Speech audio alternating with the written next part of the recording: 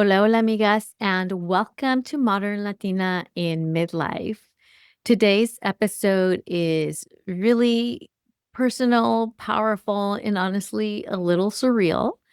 I recently did something that I never thought I would or could do. And honestly, something that most of you will probably never try. Most of the population will never try to do this. I hiked Mount Whitney, the highest peak in the continental United States. Over 22 miles and more than 6,100 feet of elevation gain. And let me tell you, it wasn't just a physical climb, it was a spiritual climb, an emotional climb. It was a self development climb, a hike that revealed a new version of me, a journey of deep remembering and release and rising and of shedding and just absolutely beautiful and surreal. Way more than I bargained for. So people keep asking me, how did you do it? What was it like? What made you want to do what made you want to hike that mountain? And in this episode, I'm answering all of it. I'll walk you through the entire experience from why I said yes to what it took to train, to the tears and the altitude and the breathtaking views, and the time that I quit and the time that I almost wanted to quit up at the mountain, and the version of me that came down the mountain after 17 hours of hiking, 15 of those hours being solo.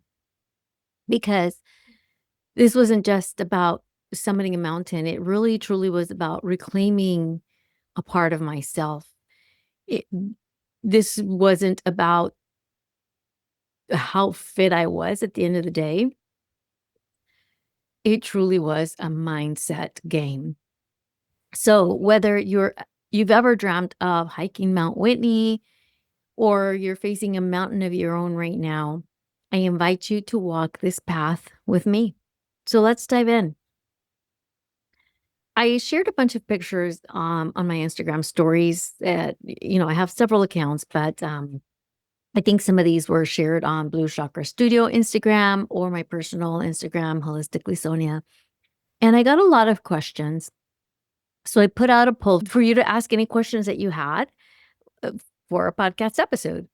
And you sent those in, and I've gathered them all here. So I'm going to start going through them one by one to take you through the process and just share what this journey is about. I want to keep this episode here. I want to record this here because, yes, I want to share my experience, but I also want to remind myself of the strength that I really have inside of me. And I want to save this episode if my sons ever decide that they want to get to know me better and listen to these experiences, that this experience is here recorded. And for me, for 90-year-old Sonia sitting with my girlfriends, recalling all our memories, I want to be able to listen back on this. So I've put together some questions of my own, and along with your questions. So let's get started.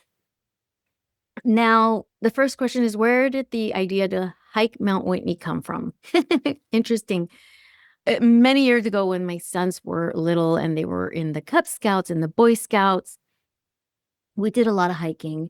And one of the moms, and we would do some pretty good hikes. I mean, I'm talking, we would do Mount Baldy, we would do um, Mount Baden-Powell, which are in California, in Southern California. So these are really good hikes. And one of the moms had said, "Hey, I want to do Mount Whitney. Do you want to do it with me?" And I was like, "Absolutely not." I had no interest. Fast forward 2020, everything shut down, and I meet this new group of women who have now become really close friends of mine at the gym. And they were hiking at the time. During They started hiking, during 2020. So I started going to the gym, I believe it was late 2020 or early 2021, and the gym was already open. We had to wear our masks. I was in a spin class, and this group of women were all in a hiking group together. The spin instructor had created a hiking group during 2020, and they were still hiking. And so I was invited to go, and I loved it. And I joined them, and we started doing all kinds of amazing hikes. We hiked the Grand Canyon, and we hiked. We went to Utah and did Angel's Landing at Zion and, uh, the Narrows, and we did Mount Baldy and, Cucamonga Peak and all these amazing hikes in the area that we have. And they decided 2 years ago that they wanted to do Mount Whitney. That was, I think, like, right after the year we did, the Grand Canyon. And so I'm like, "Sure, let's do it. Why not?" I signed up, we started training, and the training hike that we did a couple of weeks before the Mount Whitney hike was really high elevation, and I almost didn't make it, and it was a really tough. I struggled. I was dizzy. I did not do well, and at that point, I decided I was not ready for Mount Whitney, and I quit. So they went and did it. They weren't able to summit because there was a blizzard. So they decided again this year to do it, and I didn't know that. We were, on a trip to Costa Rica together, a girls' trip to Costa Rica, and we're at the airport on the way back, and of course, they're already planning the next trip, which was Mount Whitney. And so they're talking about Mount Whitney, and I said, "Oh my gosh, you guys are doing Mount Whitney?" And they're like, "Yeah, did you wanna come?" And I said, "Yes." I don't know what came over me. At that point, I thought, "Well, I didn't make it the first time because I wasn't ready. My body wasn't ready. Let me try again." I don't know what came over me. That's how the yes came along. That simple. Um, so then the next question was it on the bucket list? Was it a spiritual nudge? Was it a challenge to prove something to yourself? Not on the bucket list at all. Maybe it was a spiritual nudge. Maybe it was like my spirit guide going, "Hey, try this out. You're about to expand yourself in ways you don't even know." Was it a challenge to prove to myself? Potentially. I think I like a challenge. I like to put myself through little challenges. And so maybe this was one of those. I just wanted to see if I could do it. All right. How did you prepare for it? Physically, mentally, and spiritually?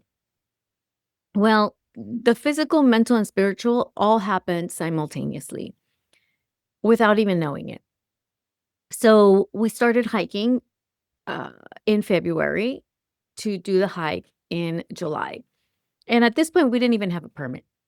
In fact, we might have not even started training at that point. You sign up for the lottery to get a ticket to climb the mountain in March, and all of us who wanted to go put our name in the hat and our dates and so on and so forth. And a couple of us got dates. So we get a date for our entire group. So we chose mine. I think I got it for like May, which we felt was still too cold and they were still in school because most of them are teachers. So we decided we'd do July 24th. And at that point, we started training. So March, April, May, June, and then through July. So about 5 months of training. And I trained physically. We did hikes, weekly hikes, sometimes twice a week, but we did one long hike a week. And we have a lot of beautiful mountains and hikes in the area here in Southern California, close to where we live. So we would do those. And as the weeks got closer to the real date, we just made sure to get in longer hikes and higher altitude hikes. So we did Rancho Cucamonga Peak, we did Etowanda Peak, we did Mount Baldy. I think even San Mar- some hikes in San Bernardino. We did San Jacinto, and we did San Gorgonio. And San Gorgonio is like the highest in the area. San Jacinto and San Gorgonio, and those prepared me, but it also made it also made it very clear to me that I was no longer at the same hiking ability that I was 2 years ago. 2 years ago on our training hikes, I could, for the most part, keep up with them until that final San Gorgonio hike that just did me over. But I could pretty much keep up with the rest of the group. This time I couldn't. No matter what I did, I just couldn't get faster, and I knew that when I said yes, and made sure to tell them from the very beginning, "I'm not as fast as you, and I don't intend to be as fast as you ever. I will be left behind. Just just keep going. Just keep going, and I'll catch you on the way down."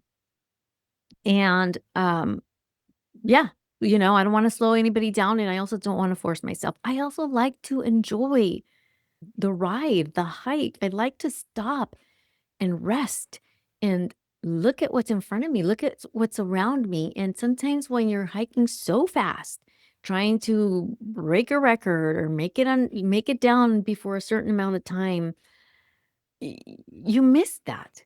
It's not fun. It's not relaxing, not for me. So I decided to take my time. And so the training hikes prepared me for that. It was plenty of time for me to know where my level was, how fast I could truly hike, walk, and to know that I was gonna fall behind, and I did. On the long hikes, I fell behind. In fact, on all the hikes, I fell behind. I'm just slower than them, and that's okay. And I would stop and rest and sit and have my sandwich and enjoy the view and take pictures, talk to other people, you know, I took my time. And so I knew I spent a lot of time on my own on those mountains, listening to podcast episodes, listening to audiobooks, and a lot of time not listening to anything but myself, talking to my spirit guides. I would call them in. I would call in my spirit guides, my angels, my ancestors, my entire spirit team, and I would ask them to hike with me and to give me messages on those hikes. And it was a beautiful conversation with them. And I would talk to them about whatever was going on in life, in my business, my family, with my kids. And um, I also started talking to nature, started talking to the trees and the flowers. I know it sounds crazy, but hey, when you're out there alone in the wilderness for hours on end, who cares? That's crazy in and of itself, according to some people. So I just started talking to nature, to Mother Earth, and thanking her for witnessing me, for witnessing all of us when we walk through those trails and just completely oblivious to the beauty that they are, these trees and these plants and these flowers that watch us walk by and listen to us and witness us.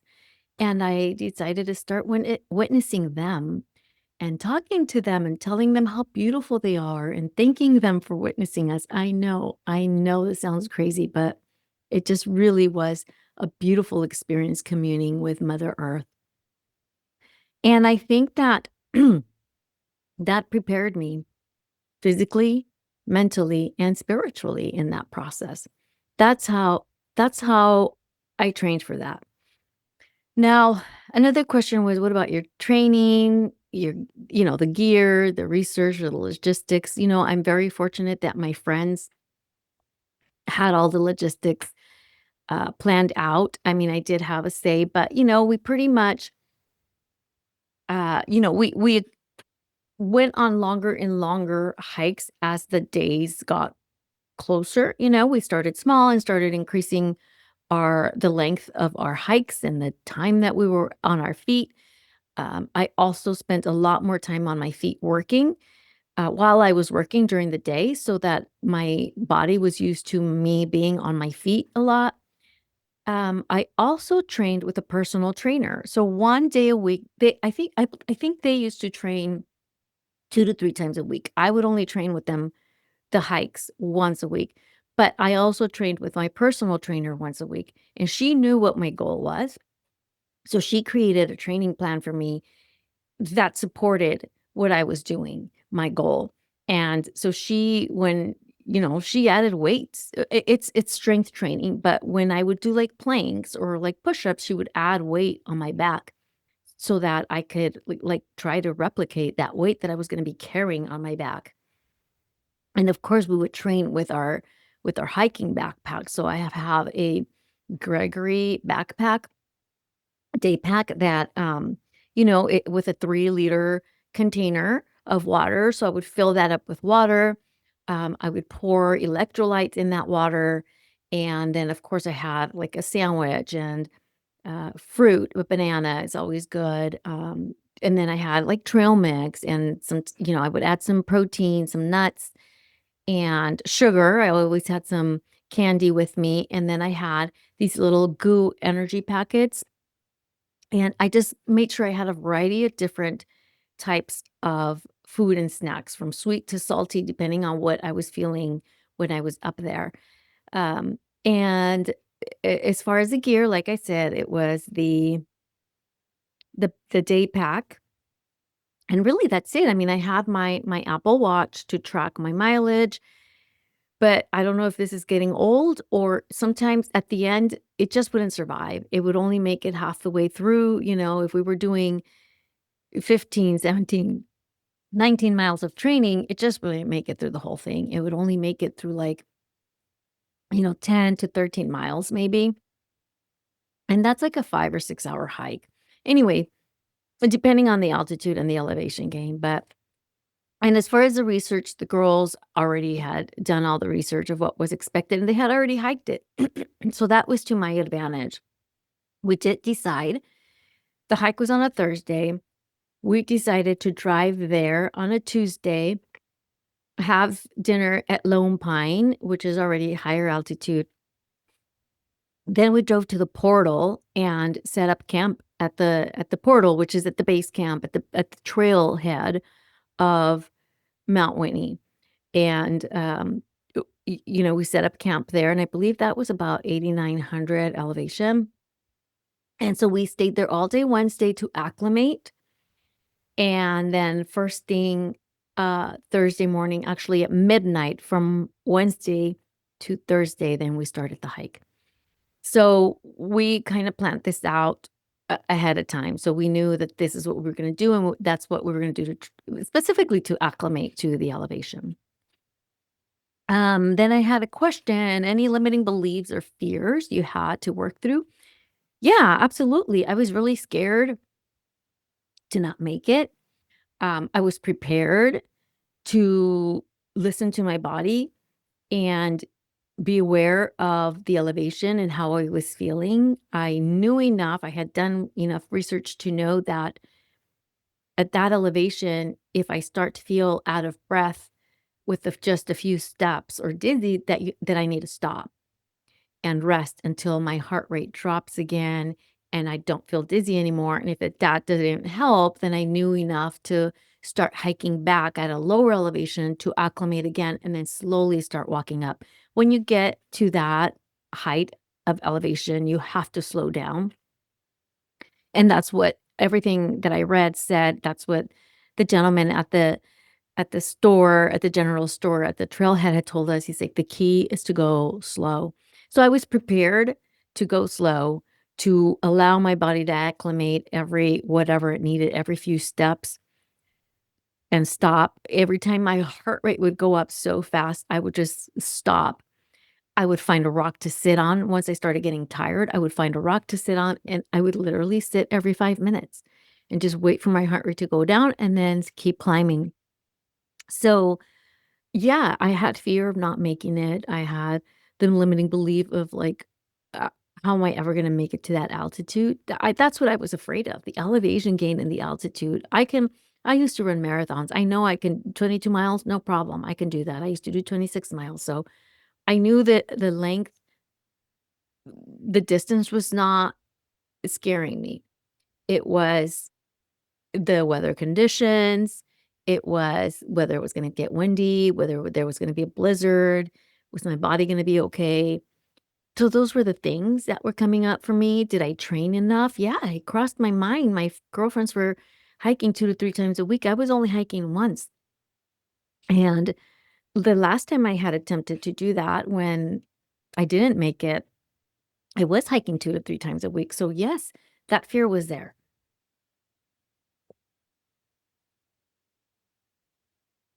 Why now was another question. Well, because I can. Because I'm 53, and while I am planning, I'm being youthful and being carefree and doing all the things that I love well into my 90s.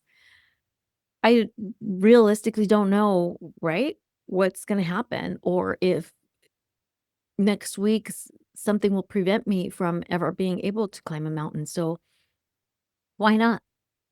Why not? If I just feel like if I stop these fun runs and hikes and working out at this age, that it's so hard to pick it back up. And maybe that's a limiting belief too. But so many people quit at this age and just think that their life is over. And I just don't see it that way. I see that now I have the freedom of time, of space, of being fit enough still to do it. My kids are grown, they don't need me. So why not now?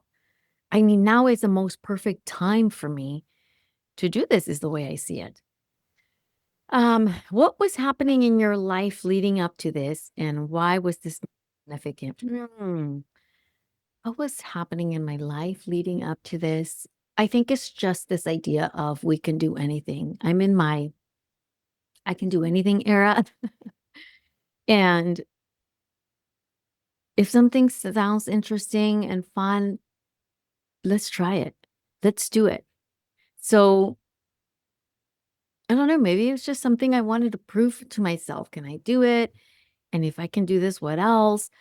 Um, I'm in a place of I want to do as much personal growth as I can. And I'm not in a hurry, but I'm just in a place where all of that is welcome and is I'm open and receptive to these things and activities that could potentially help me grow.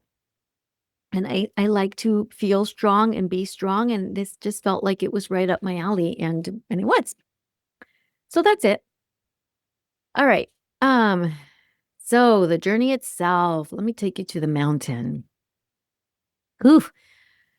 Walk us through the hike and the sunrise to the summit. What did you see, feel, and hear? What were the hardest parts? The most awe-inspiring? All right. Walk us through the hike. Well, the hike started at midnight on July 24th. It was a Thursday. And we got up at midnight, got our bags ready, and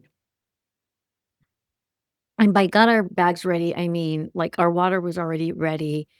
Our lunches, our bags were already set with prepared with our snacks and our sandwiches, but they were in a bear box because one thing I failed to share is that the Wednesday that we were there acclimating, we had our food in the bear box and we walked away to go to the bathroom. And by the time we came back to the camp, which was no more than 15 minutes later, there was already a bear eating our food out of the bear box because we left it unlocked. So he ate. Actually, that was on Tuesday, the night we got there. So the bear took my hiking snacks. So on Wednesday, we went to the grocery store down in Lone Pine and we got some more snacks and goo packages and all the things that we needed. And by we, it's me and two other gals had our snacks, our hiking bags with our snacks stolen. Excuse me. I have a little bit of a sore throat today. So we kept all our food in the bear box and sandwiches, and we had some things that were in the cooler and in the ice chest. So we just had to get our all our bags out of the bear box, and but everything was prepared. So we changed, we got our stuff ready, we got our headlamps on because, of course, it's dark, and we started to make our way up. And I thought to myself, okay, I'm going to try to keep up as best I can. And by mile three-ish, I was already starting to fall behind. And I just said, okay, I just really was really scared to fall behind in the dark in a place that I didn't know. I had never been to. I had no idea what I was walking by. It was pitch dark. It was a full, not a full moon. I'm sorry. It was a new moon. So it was pitch dark. You didn't have the light of the moon. All you had was your headlamp. And yes, you could see a row of headlamps, not incredibly close, but you could see all these little headlamps, all these little lights walking up and down, well, walking up the mountain. So my friends started, ascending faster, and I decided, okay, this is what it is. I'm gonna fall behind, and it's okay. There's people behind me, not incredibly close. It was really scary. It really was walking in the dark, not knowing what was behind the trees that were rubbing up against my legs and my arms. And, I can see that there was like a cliff, right? Like a drop, on one side of the mountain. And I had no idea if it was a small drop, a little drop, you can hear water. So I'm like, okay, there's river or water flowing. You could hear it running. So I just really had no idea what was around. I was scared of the wildlife. I was scared of a bear coming out, especially me being by myself. When you're with a group, it feels a lot more comforting, yes, because there's safety in numbers, but also um because the bears are scared of noise. They're scared of us as much as we're scared of them. So when they hear a lot of people talking, they stay away. They don't come and approach. They stay away because they're just as scared of us. But me by myself might be a different story. So anyways, all those things were going through my mind about safety, and then I just finally said, "Well, I'm here. I can't be afraid of that and just keep going." So yeah, I just kind of kept going, and then I got to a point where I could start to see the sunrise peeking through. And I kept walking and just got to a place where I thought, okay, the sunrise is going to happen right now. Like it's going to come out full bloom. And I decided to stop right there. I think it was about 5:30 to 6 at this point. So I stopped in this little spot that I found. I found a rock and I just decided to sit there and have my breakfast, which was just a sandwich. I had 2 sandwiches, so I ate half a sandwich and I think a banana, and I just sat there and watched the sunrise and took some pictures, and, and then when the sun finally was, out, it rose, I realized I was sitting right in front of this beautiful lake, and it was just absolutely amazing. Well, something that was happening up until this point was also that my stomach started to feel a little bit uneasy. And I thought this was really weird because I don't usually want to go to the bathroom. I know, guys, we're going to get into the TMI section. I don't usually have to go to the bathroom on a hike. I mean, yes, of course, number one, pee, of course, but like this was more than just that. And I thought, okay, this usually doesn't happen. And, when you start the hike at the trailhead, they have these wag bags, and it's these bags, these kits where you poop in those and you have to carry your poop out. Yes, you heard that right. And so I'm like, "Oh, I might have to use one of these." And I had taken 2. Why? I don't know, but I said, "I'm gonna take 2 because you never know." And, I didn't even think I would use one, and at this point, I'm like, "Well, looks like I'm gonna use this." And I did. And, and I'm gonna share with you what that experience was like.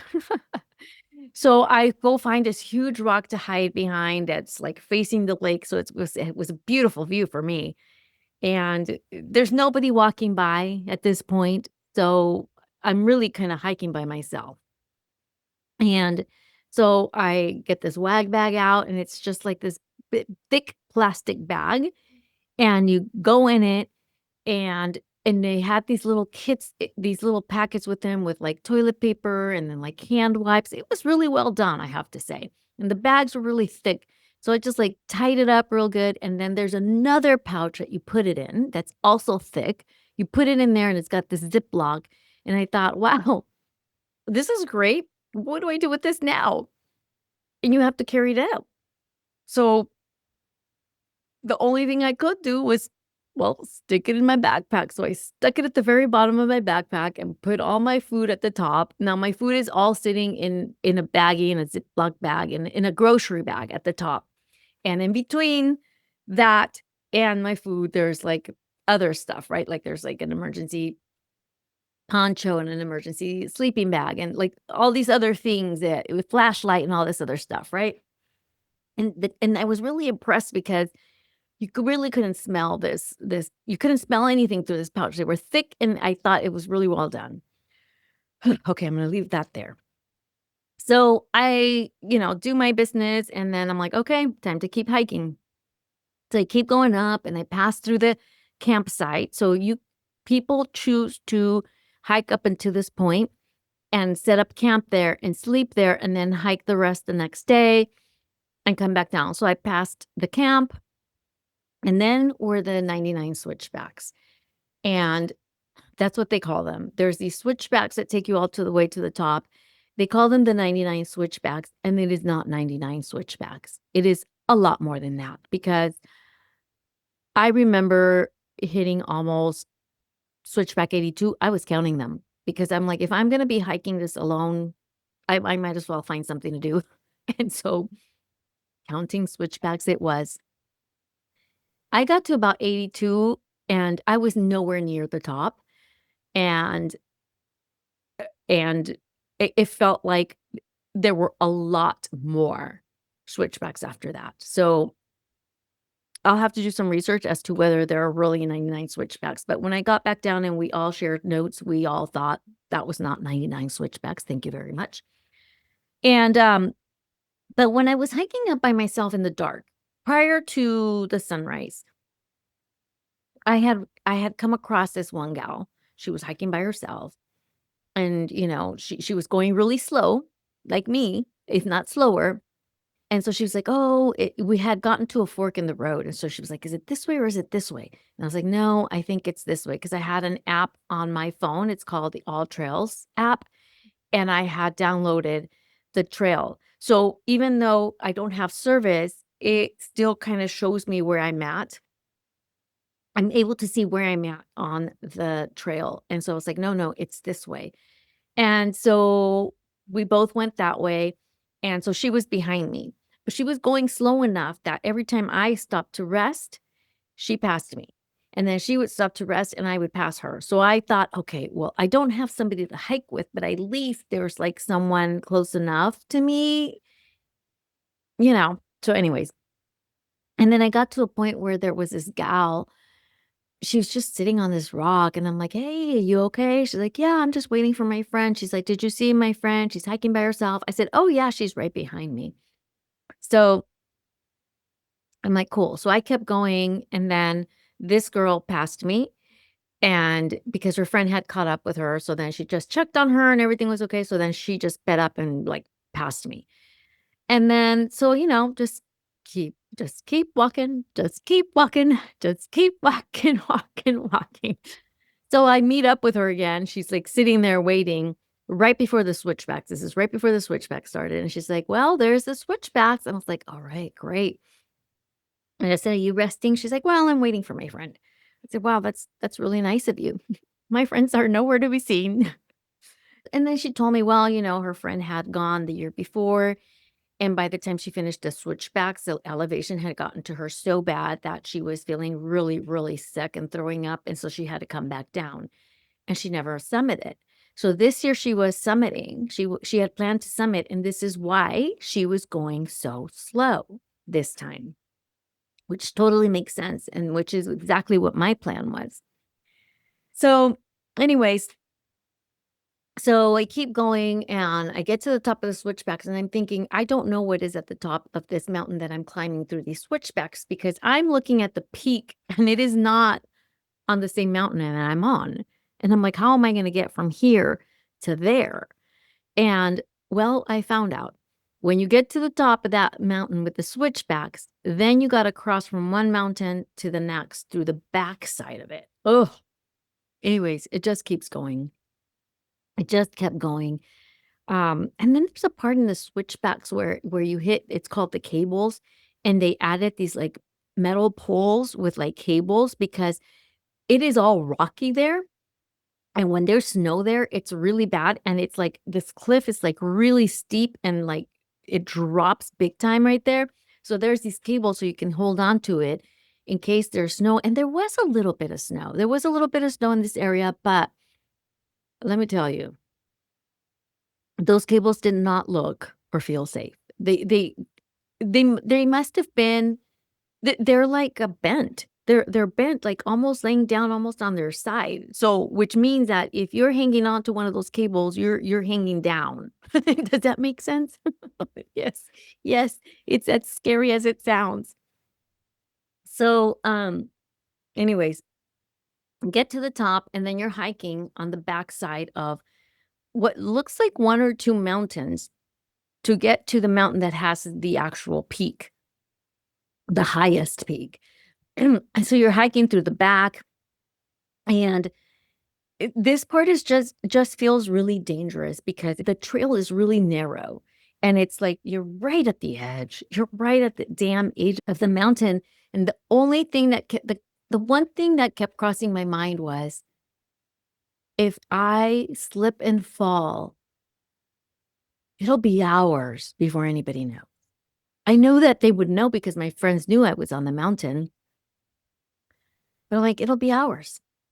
So, it was at this point when what I feel was the toughest part at this point, getting from this side of the mountain to the other mountain, and then at that like that last mile was the hardest, and it had snow, and the elevation was crazy, and it was a little steep, and it just it was hard. That last mile took me 2 hours to climb. And right before I got to that, I wanna say about a mile and a half left, my friends started coming down. And so we crossed each other and they're like, "Hey, do you wanna come back down with us or are you gonna keep going to summit?" And I'm like, "I am a mile and a half from this peak. I'm gonna keep going." They're like, "Oh my god, yay, yay." And at this point, I think it was probably about 12:30 in the afternoon at this time. And so and I said, at the rate that I was going, I said, I'm probably going to be down at like 10 o'clock at night. So I'll see you tonight. And, that's what I was expecting. That's what I thought my reality was. And that's what I was planning for. So they kept going. And at this point, right before I saw them, I felt I had to go to the bathroom again. And I'm not even talking about just going pee here, okay, people? That's, like, normal everywhere all the time. For me, going number 2, I don't do this on the mountain. This was the first time I've ever done that on a mountain, and so I'm having to go to number 2 again, and I'm like, "What in the actual F is going on?" And my stomach is, like, hurting. I've got cramps. I'm like, "Oh, no. Whatever I ate last night must have made me feel sick, or maybe it was the ham in my sandwich." Anyways, at this point, I stopped and I had to go urgently. I couldn't find the other wag bag that I had picked up. I was like, "Where's the other wag bag?" I couldn't pick it up. I didn't know where it was at. I'm like, "I guess I only picked one up." So I literally had to find like a little corner in a cave and just go there.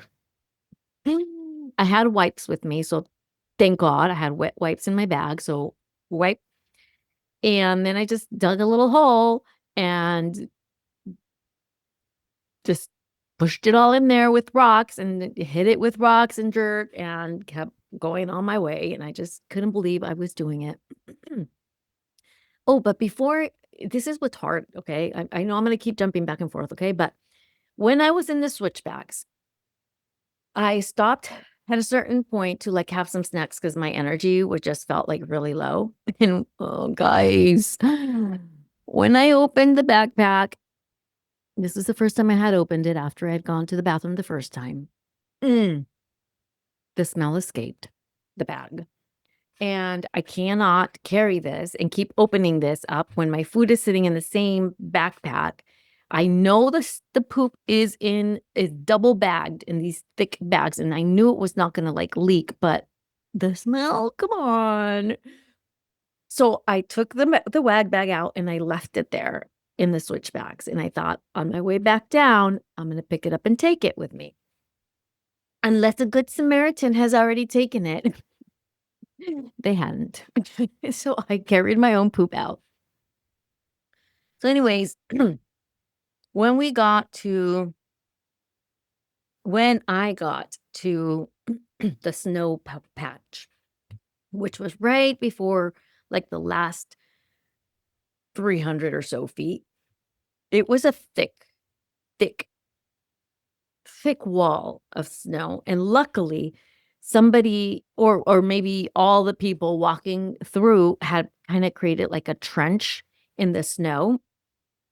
But people were coming down already. A lot of people were coming down, and they were walking that trench. So I thought, well, I'm gonna have to walk on the other side of the trench, which is the side that was close to the cliff, close to where you drop, basically. So I started carefully going through there, and I'm using my hiking poles. Okay, I've got hiking poles. The entire way I used the hiking poles. And so I'm digging the hiking poles in the snow and taking a step, and I slip. And I hurt, and, like, one leg's going one way, the other one's going the other, and thank God my holes were in the snow because if I hadn't been stopped, I could easily have just, like, slid off the cliff, and I was really scared, and I thought, "No, I have to get to that trench.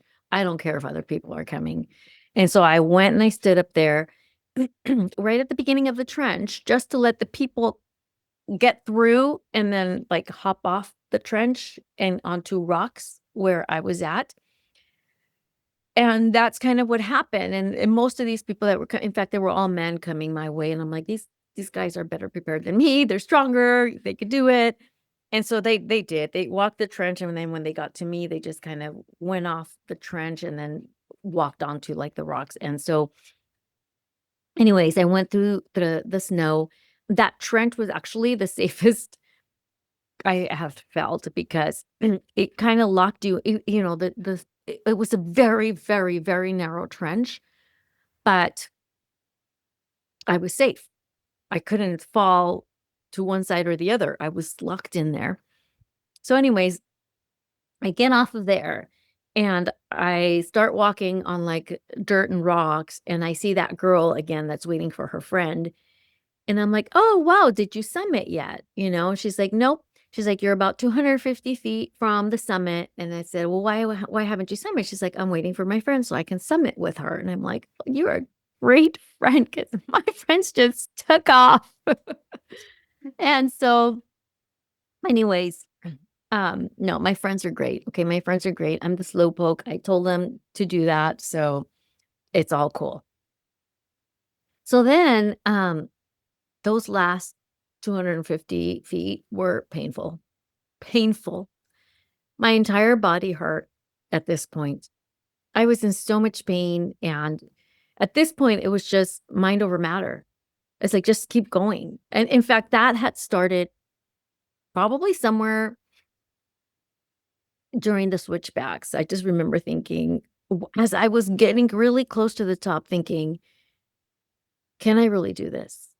Because as I was going up the switchbacks, what was making me dizzy was not the elevation, but it was looking over at the peak, which felt like it was on a different mountain, looking up at the peak and thinking, "How in the world am I gonna make it there if I'm already this tired?"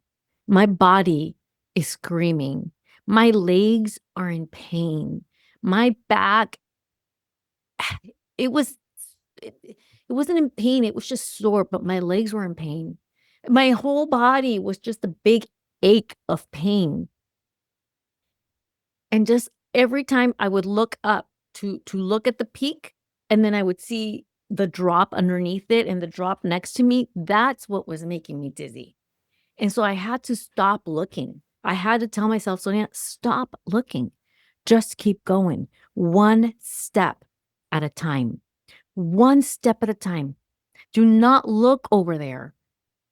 Look at where you're going right here, right in front of you.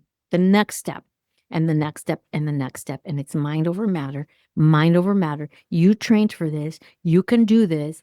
And that's what I had to keep telling myself. And when I got to that last part, that last 250 feet, I was like, I could literally drop right here. And at this point, it was kind of flat.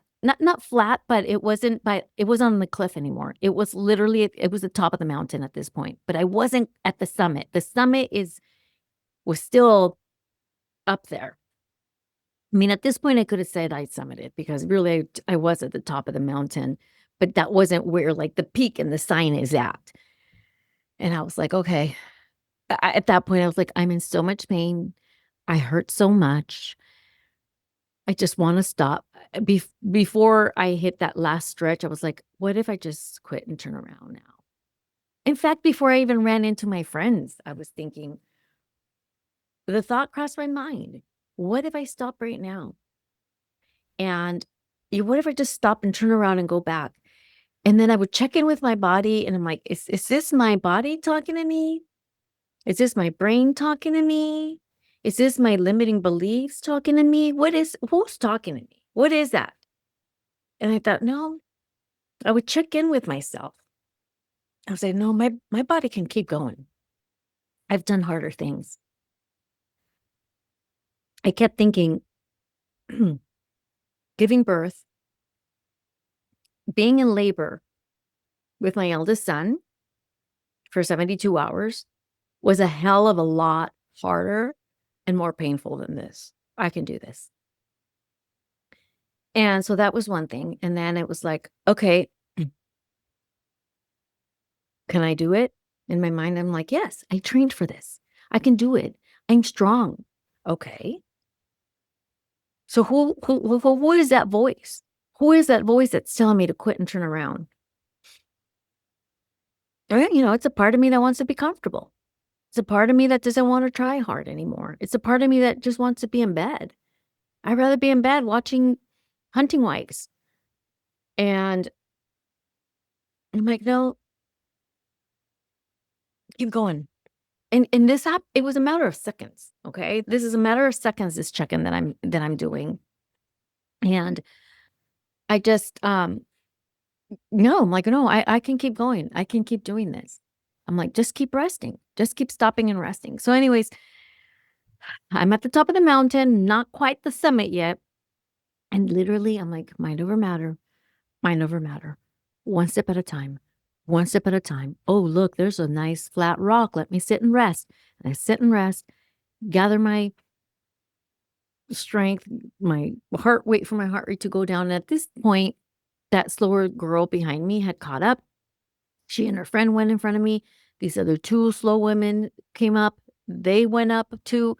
And so I'm like, "Okay, I gotta keep going." At this point, it felt like I was the very last person that was gonna be climbing up and reaching the summit on this particular day. That's how it felt to me because it looked like there was nobody else coming up the mountain. It looked like there was nobody else. But I'm like, "Shit, I'm the last person to climb up this mountain today." At this point, gosh, I don't even know what time this was anymore. Um, no, actually, I think I hit the summit at 12:30. 12:30. So, actually, when I met with my friends, when we crossed, it must have been a couple hours earlier. Anyways, let me take a sip of water here. Okay. So then I finally make it to the summit. There's this little, like, hut that's up there, that has nothing in it. There's no bathroom or anything in it. I thought maybe there'd be a bathroom, but no, it's empty. And then there's like the summit and the sign and all the people taking pictures. And I just like went and found the biggest flat rock I could find. And I sat down and I just like rested. I laid down, flat on my back and just rested. And I could have literally just fallen asleep there. And then I thought all these girls that had gotten up there at the same time as me, they're all taking pictures from all the different angles and, with every view. And it was breathtaking. It was just absolutely beautiful to be this high up in the mountain and, to see the lakes from up there. It was beautiful. It was breathtaking. I'm like, people will never see this. And the picture will never do it justice. It, gosh, very few people I know will ever be up here. And I just thought, wow, this is really amazing. And so I decided since they were taking pictures, I thought I better get up and ask one of them to take a picture of me. So I took a picture with the sign. I'm like, literally just like take a picture here. I did not care to take a picture in all the positions with all the backgrounds, the 360 view. No, no, no. I just was like, take the picture. I just want to prove that I was here. And I know I'm going to want this picture later. So I grabbed the sign and she took a picture of me. She's like, "Oh, let's take a picture in another location with another background." Great. I mean, there's only so far you can go there. And anyways, I did that. I took the picture and then I sat down again. And then I was like, oh my gosh, my stomach again is bothering me. Tried to go to the bathroom. I couldn't. Anyways, and I'm literally sitting on this rock, just resting and thinking, I'm going to take a 15 to 20-minute nap here. And I'm about to lay back on my back again, and all this group of girls start making their way down. And it seems like everybody that was up there starts making their way down. I'm like, oh, I better go. These are my people. These are the slow girls like me. Like, I need to go down with them. I can't stay up here and be the very, very last person to walk down this mountain. Like, what if the dark catches me again? I'm like freaking out. I'm like, oh, I have to go. I can't stay and rest any longer. I have to go. So I get my backpack back on and I start making my way down. And these girls were not slow. No, no, no, they were not slow. They were very fast. They were very fast. They lost me real quick. So I'm like, well, here I am again, all alone. But what's comforting is that there were still a lot of people coming up. So I'm like, okay. And actually, as I was starting to make my way down, this girl's coming up, and I don't know what connected us or why I stopped to talk to her. And we were talking, and she had a big group of friends behind her, and blah blah blah, and I don't know what we talked about or what we said or why we stopped to talk. But anyways, I asked her. I said, "Are you coming back down all the way down today, or are you staying at the camp?" She said, "No, I'm coming all the way down." I said, "Great." I said, "I just want to make sure that there's somebody else still walking down in case like I'm too tired or lose my way or something, that I know that there's somebody else coming down still." She goes, "Yeah, no problem. I'll keep an eye out." She said, Do you want to just wait for us to come back down?" I said, "No, I'm going to go ahead and get started. And if there's an issue or something, then I'll just stop and just wait for you, wait to meet up with you." She said, "Okay." So that's the hiking community. That's what's so great. Every time I stopped and was sitting there by myself, because you got to think I'm by myself. People are walking by with friends in groups. Everybody's checking on me. Everybody's like, "Hey, are you okay? Do you need anything? Are you in pain? Do you need food? Do you?" I'm like, "No, I just need to poop, people." Just kidding. Just kidding.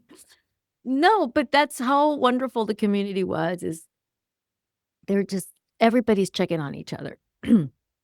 So as I start to make my way down, I'm walking on this semi-flat area right before I hit that snow trench, right, to start making my way down. I start coming back and I'm thinking to myself, my gosh, I did it. I did it. I summited Mount Whitney. And I felt this. huge, enormous, wonderful sense of accomplishment. And I was so proud of myself. And I just felt so accomplished and I felt so strong, yet so tired. And I just had this huge wave of emotion come through me. And I felt my guides with me. I felt my dad with me. And I just felt like, "Ugh, if I can do this, I can do anything." I just felt this enormous sense of accomplishment and strength. And I started to make my way back down. For me, the way back down is always so much more beautiful because it's more relaxing to me to go back down. It's not as strenuous for me to hike downhill. My friends have knee problems and it hurts them. For me, thank God I don't. So for me, the way down is it's a lot easier than going up. It doesn't hurt my body. But of course, at this point, my entire body hurts. It's achy, but I don't have like a knee pain or a back pain or anything like that going on. The biggest problem at this point is this upset stomach that still hasn't gone away. So anyways, at this point, for me, the downhill is when I enjoy the views. It's when I'm like, "Oh my god." It I'm like, I'm walking back down because when I'm walking up, I'm just looking up or looking at the step right in front of me, and sometimes it's hard for me unless I am intentional to stop and look. It's hard for me to enjoy the view, and remember, going up, I kept looking at that wall and that peak and thinking and getting dizzy, so I decided not to look at it, so I was just looking one step in front of me all the time, as much as I could. On the way down, it's like, wow, wow. You see the lakes from up there, you see the view from up there, and it's like, this is amazing. That to me was awe-inspiring. It's just unbelievable. Unbelievable. Like, and at this point, my phone is dead and I can't take pictures anymore. So the memories are in my mind. And I did take a few pictures on the way up. And I think by the time I hit the switchbacks on the way back down, my phone was dead. My watch was dead. Everything was dead. I had taken extra chargers with me. They did not work, which is probably a good thing because I had listened to nothing until this point. No music, no podcast, no audiobooks. I had listened to nothing, literally 12 hours on the way up of just my own thoughts and my guides talking to me. And it was the same for the way down. So that's to give you an idea of what was happening, what was the hardest thing, and what was awe-inspiring. Another question, did anything unexpected happen on the trail? Yeah, I pooped more in that one hike than I had in the previous 2 weeks combined. When I made it back to the switchbacks, my stomach was killing me, and I had to literally stop and drop in that very moment, right then and there. Didn't have time to grab no bag, no nothing. Literally right there where I was at, and all I could do was just cover it up with some dirt, and thank God I had my wet wipes to wipe, and, yeah, just made it down the switchbacks, and I had completely forgotten about the wag bag that I had left, but I found it. It was still there. I grabbed it, and I thought, "There's no way I can stick this in my bag. There's no way," because it just like, sorry, but the smell was so bad. And, so I dumped out the food that I had in my backpack because it was in a grocery bag. I dumped it out, and then I stuck the wag bag in that bag, and then I hung that grocery bag outside of my backpack, so it was just kinda swinging there, and at least it wasn't inside my backpack anymore. I couldn't smell it, none of that stuff. But, there were probably 3 more times on the way down when I had to open that plastic bag and go again. So, yeah, it was not fun. Literally, I can say that there was not 1 mile out of the 22 that I said, "Oh, this was a fun mile," or "This was an enjoyable mile," or "I feel so happy on this mile." No, there was not 1 happy mile. There was no part of this hike that I said, "This was the best thing I've ever done. This is so much fun." No, no, there wasn't. In fact, on the way down, I was like, "Okay, I'm retiring from hiking. I'm not doing this anymore." There was very little to enjoy, if not almost nothing to enjoy from the hikes themselves, the training hikes, and hiking the actual mountain was not enjoyable for me. And no, no, I decided on that hike that I am retiring from hiking these ridiculous hikes. I'm happy I did it. And I love the shape my body's in. I love the shape my legs are in. I love the shape my arms on it are in from training, but mm-mm. No, I'm not doing this again to my body, no. Then somebody asked, was there a weather shift? Was it physically challenging? Was there an emotional breakdown or breakthrough? Well, no weather shift. The weather was perfect. Thank you. It literally could not have been better. Yeah, it was cold up at the top. Yeah, it was cold when we started the hike, but this mountain gets blizzards and wind and heavy rains and snow, so we got a beautiful day. Physically challenging, 100%. I've already shared about that. Emotional breakdown. Yeah, I wanted to quit. Emotional breakdown before I came down. Emotional breakthrough was just telling myself really honestly, I mean, if I can do this, I can do anything. I related it back to my business. It's like, okay, sometimes I quit an offer because I've promoted it for a couple of weeks and nobody has signed up or expressed interest. And then I quit. And I'm like, wait a minute. No, Sonia, that like if you believe in your offer, keep going one step at a time. And so and not just the offer, but just anything, right? Like I enlisted the help of friends to hike with, to help me train, to help, with the research for the hike and where should we go and how should we acclimate. I enlisted the help of a personal trainer to help me with the strength training. So I didn't do this alone.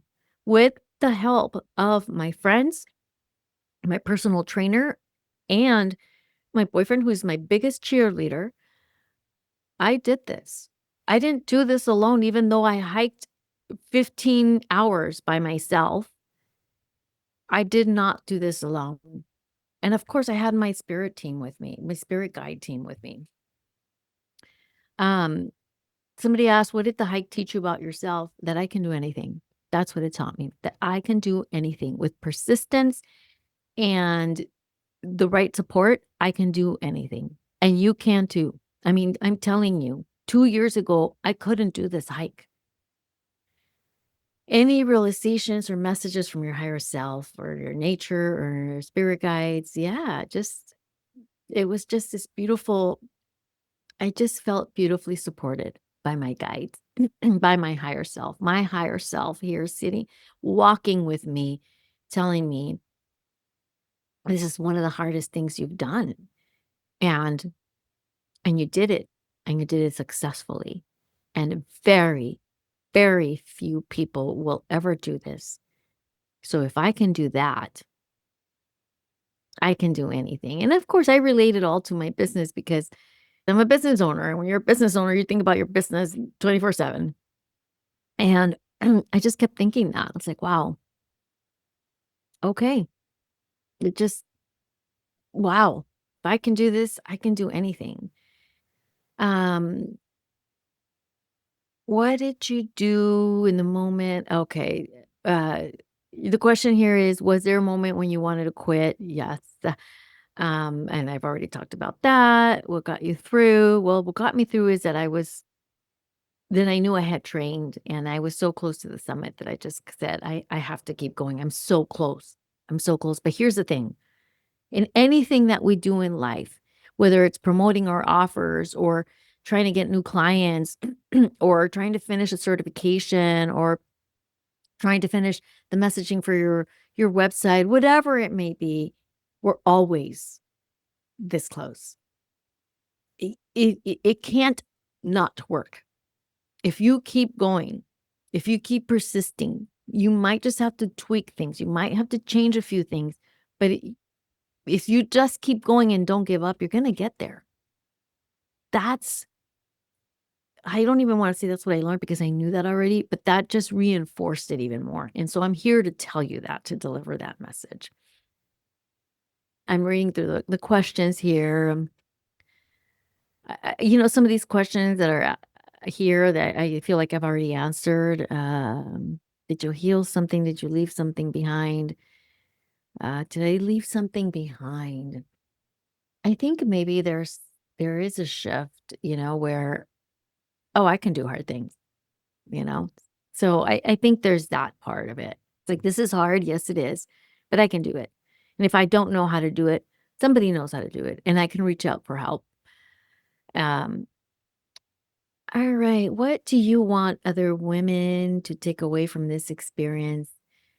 Um, you are stronger than you think. You are stronger than you give yourself credit for. You can do hard things with training, with persistence, with support. You can do anything. Sometimes we can do it alone, but here's the thing, we don't have to do it alone. And yes, I hiked 15 hours out of the 17 hours that it took me to do this by myself, but I was never alone. I had the hiking community, and I had my personal trainer who had helped me get to this point, who was thinking about me and probably praying for me, my boyfriend who was thinking about me.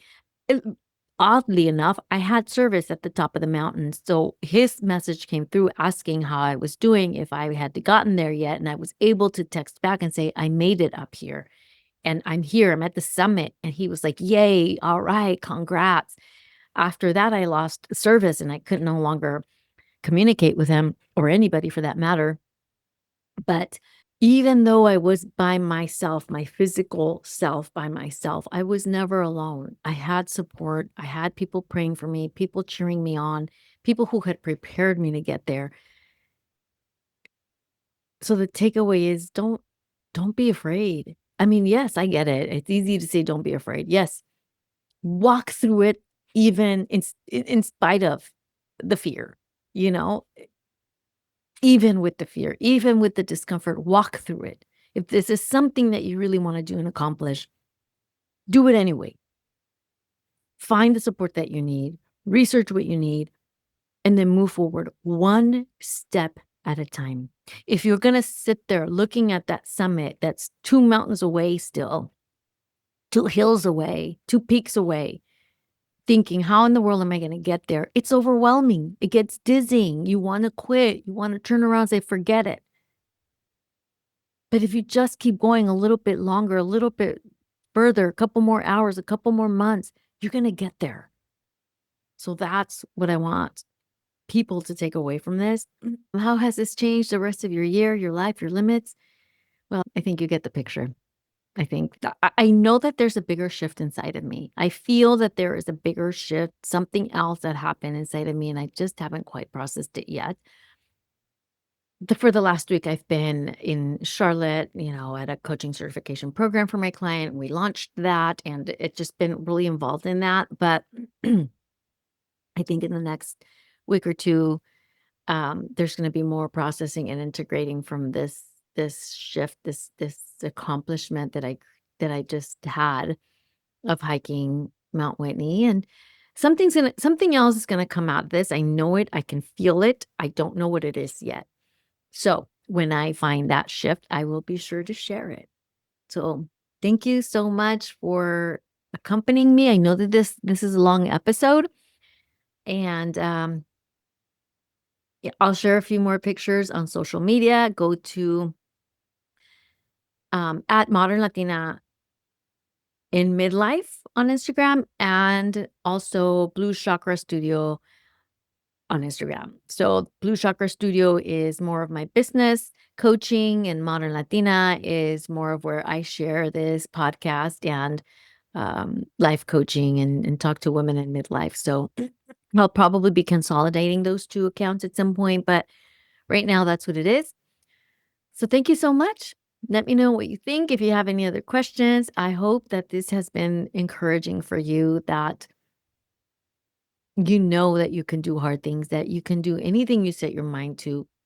Might not be easy, but it is simple. It is simple.